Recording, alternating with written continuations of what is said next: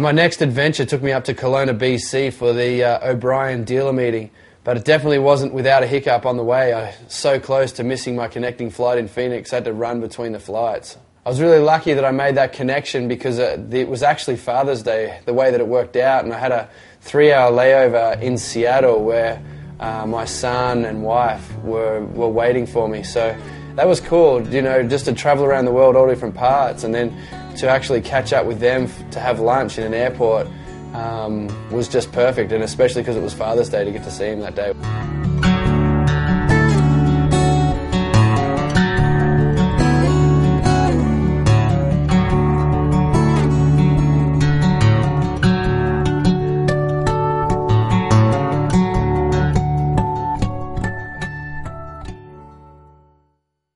The flight into Kelowna was absolutely amazing, you know, just flying over. We were going on a wakeboarding trip, but flying over snow-covered mountains.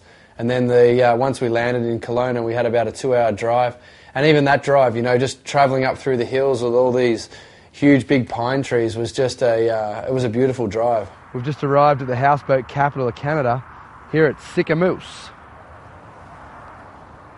Must be the houseboat capital, it says it right there. So after a huge day of travelling, I made it up to Shuswap Lake, and not knowing what to expect, I got up there and just got to a marina with so many houseboats. You know, I've never seen so many houseboats in one place. And of course, the boys from O'Brien up there had hooked it up, and the two biggest, most luxurious party boats were there with O'Brien banners all over it. So we loaded up and headed out there for a couple of days.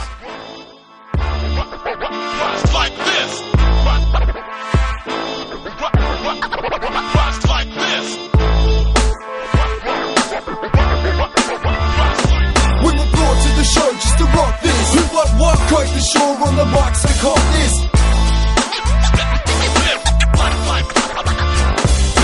Alright, somebody pass the light.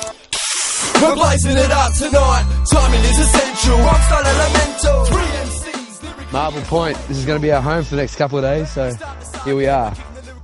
So the first morning we pretty much just chilled out. You know, just being in a place like that is just relaxing. So we just chilled out all morning, and then lunchtime, after lunch, the water was still flat, so we got out there and had a set before the wind came up.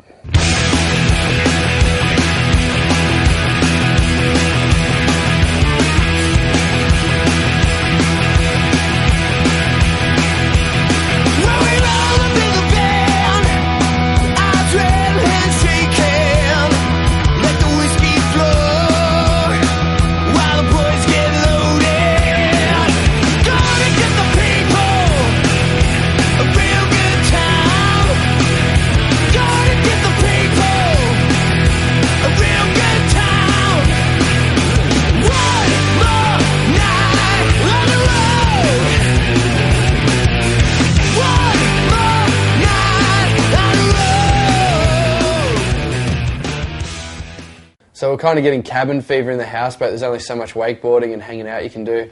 So we decided to do something a little different and just go and find a bit of driftwood and see if we could ride it.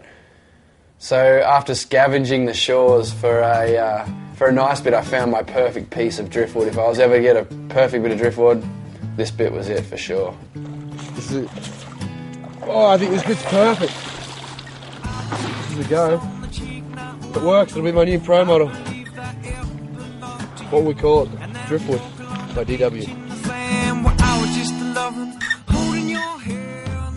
So once I got up on this bit of driftwood, it was kind of a funny feeling because I actually had control of it. I could move it left and right, and I cut outside the wake, and then all I wanted to do is get it on the biggest whip possible. I wanted to get the bit of driftwood going as fast as I possibly could, so I just told the driver to get me in a whip, and I just started cutting out, and then I was actually going pretty quick. In the end, it just the driftwood just lost control, and I jumped off and then just started barefooting. So I knew that I got up on it the first time from the houseboat.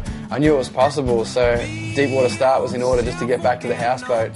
And it was definitely not as easy as it sounded, because the thing just wanted to go sideways and all over the place, but after positioning it exactly right, popped straight up on it and rode it straight back to the houseboat.